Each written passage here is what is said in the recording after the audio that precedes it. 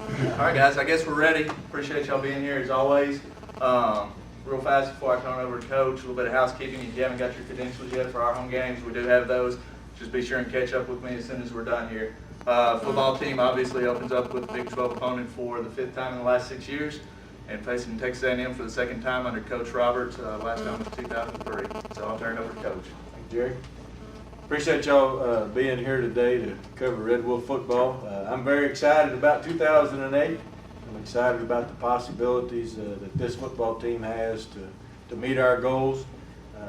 Obviously, we start off with a very challenging task in going to Kyle Field and playing Texas A&M.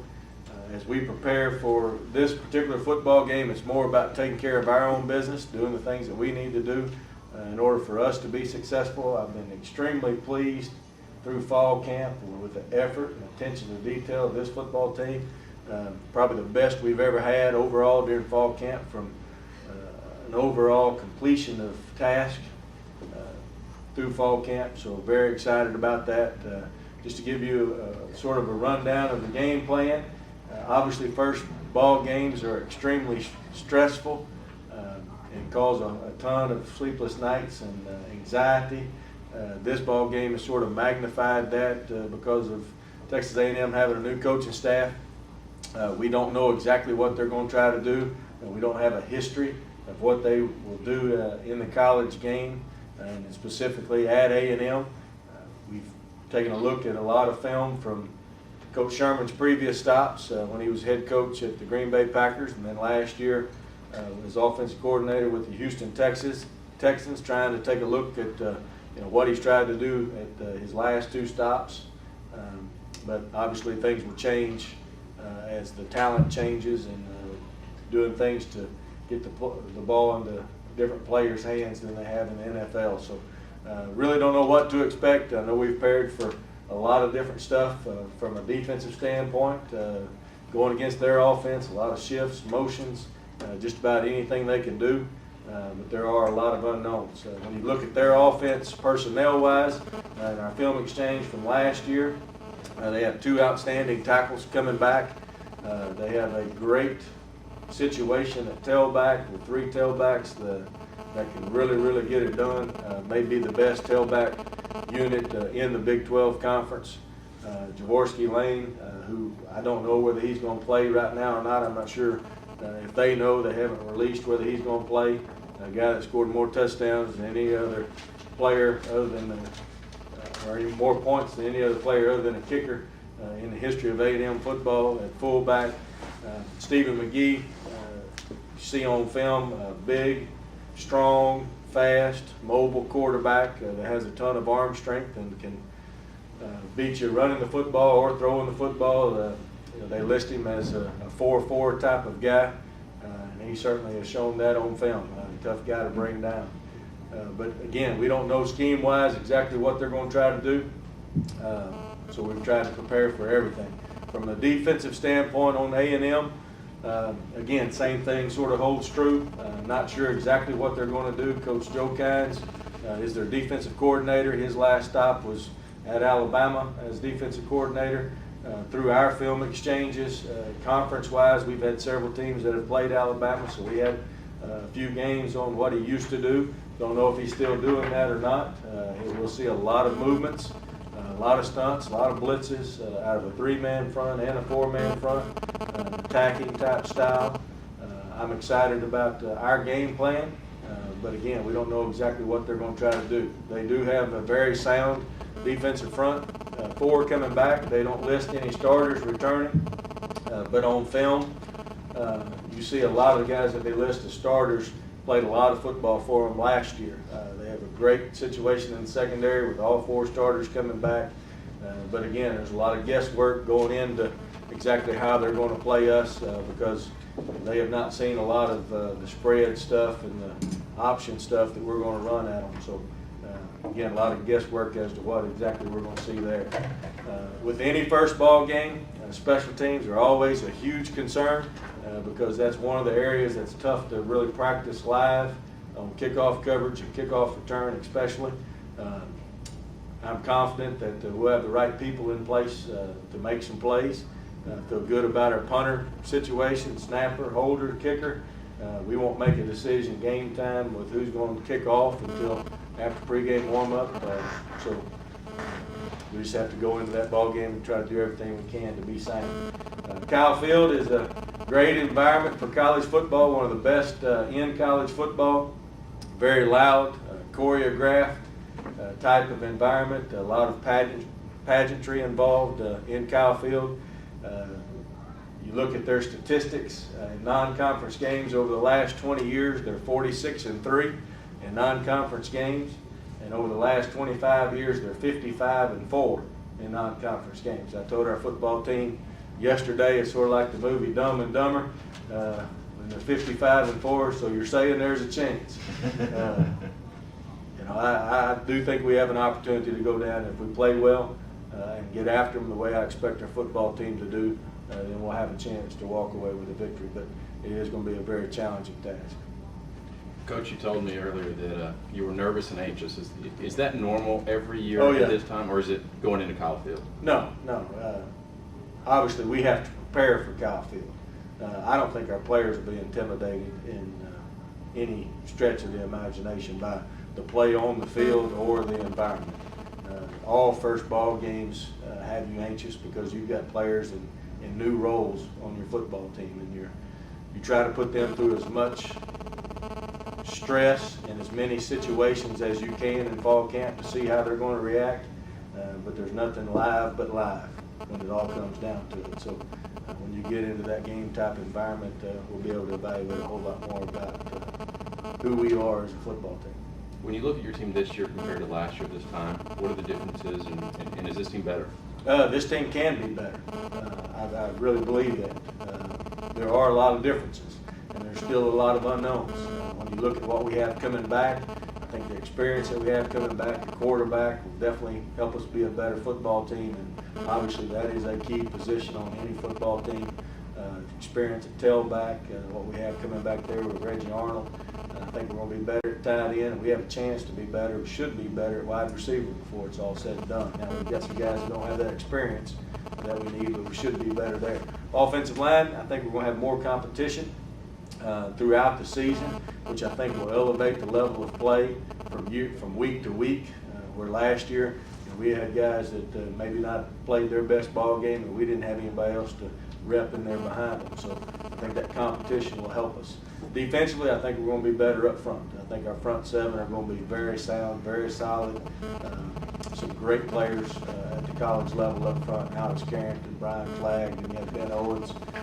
I think we'll be better in the middle, even though we lost two guys in the middle.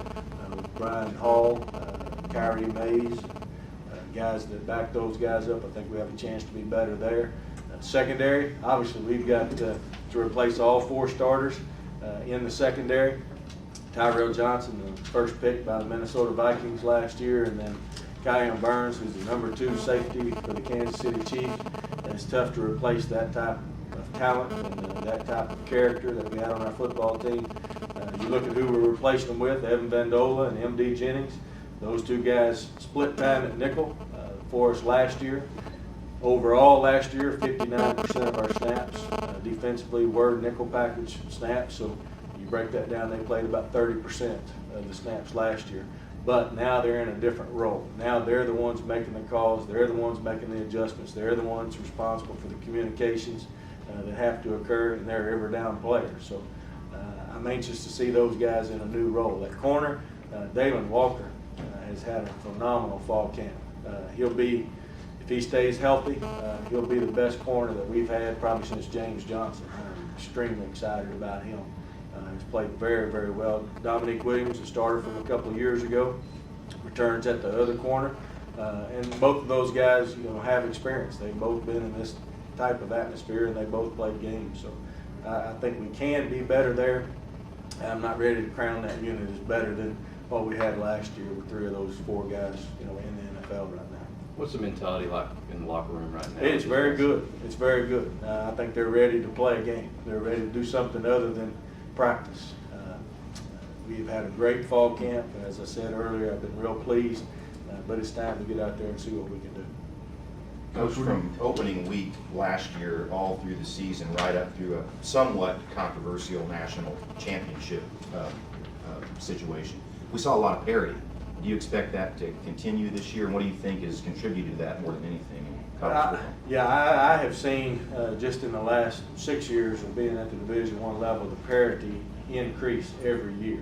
I think the Sun Belt in particular has shown more improvement than any other league in the country. When you look at what we have been able to accomplish as a league, head-to-head against Conference USA, a more established league. We're a league that's only 7 years old right now. We've been able to go head-to-head with them and win those battles 8-7 over the last 2 years. We've been able to win our share of those games. Our league has gotten so much better that I think that's indicative of the parity in college football. As to what has contributed to that, a lot of factors. I think that the recruiting and the early commitment stuff now has obviously played a factor. You have guys committing after their sophomore year or after their junior year that when all is said and done may not be the best players on their high school football team by the time they mature and go through their senior season. And I think that that is contributed to the parity in college football as well. There's a lot of information, some of it good, some of it not so good in the recruiting.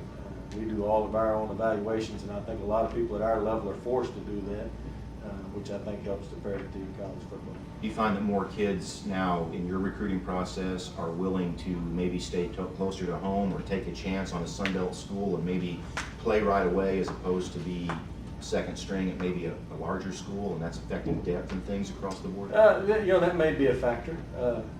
It all comes down to relationships and what kids are able to see visually. If you have the opportunity to establish relationships where you can sell what you have to offer as far as your academic programs, the environment that the young men will be in, and the opportunities they have as an individual and as a team to meet their goals as a football player, that's obviously the best case scenario. But kids also are visual. They see it and they make a decision. And I think the Sun Belt, especially at Arkansas State, we've improved what our kids see when they come to campus. Coach, what do you feel like the one thing Texas A&M is really working on this week to stop you? The read zone, the option play out of the one-man backfield spread offense type stuff. It's something that we were very successful at last year. You read their comments as to what they're working on. Obviously, it's something that they don't see a whole lot in the Big 12. And hopefully that'll give us an advantage, but it's a tough play to stop. Is Sherman offensive coordinator? He is he's not the offensive coordinator, but he and his offensive coordinator, Nolan Cromwell, and Tom Roslin, they all collaborate on the calls. Cromwell and the other guy, were they from the NFL? Or? Yes, yeah, all of them are from the NFL. You remember about A&M from the last time you went down there, just in terms of atmosphere? Just the pageantry. They put a note up in the press box where our coaches sit down and says, "Don't be alarmed when the press box begins to sway." They don't think anything about it until the press box actually goes 12 inches to the right and 12 inches to the left, and you can't write because it's swaying so much. You hear that over the headphones. Oh my gosh! Just the pageantry of the environment.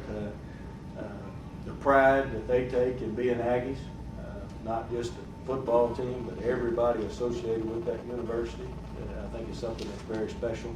The thing that stands out in my mind more than anything else is we had an opportunity to win that ball game, and they returned the kickoff deep into our territory and were able to go ahead there in the fourth quarter and pull away. We had an opportunity to win that game. Another thing I remember about that, Stephen Tukes having the ESPN #1 play of the week. With a big-time hit, fumble recovery that we got back. What do the Red Wolves have to do to be David in this David and Goliath story? We don't approach that with our football team being David and Goliath. We don't ever even think about that. They are a Division I football team. We're a Division I football team. And obviously, they have more resources and more tradition and all of that. We just have to go down and be who we are and compete. Coach, how do you prepare yourself, you against a former head coach in the NFL? How do you prepare? Yeah, no different than I would prepare coaching anybody. You know, my job is to prepare our football team mentally, physically, and emotionally to have an opportunity to be successful. Just because he's from the NFL, you know, I've coached against guys that have won national championships and been in Super Bowls, won some of those and lost some of those. But it's about how we prepare our football team, not necessarily going to get somebody that, you know, is a former head coach in the NFL. Has there been anything coming out of fall camp that really surprised you, maybe along the lines of an area you were really concerned about that you feel better about now? Not necessarily something I was really concerned about. You know, I feel real good about you know, our secondary situation from a practice standpoint. There aren't a lot of answers until you get into games. So, you know, I'll be able to answer that after our non-conference schedule, maybe a little bit better. Have you cranked up the speakers and worked against the noise? We have. this week?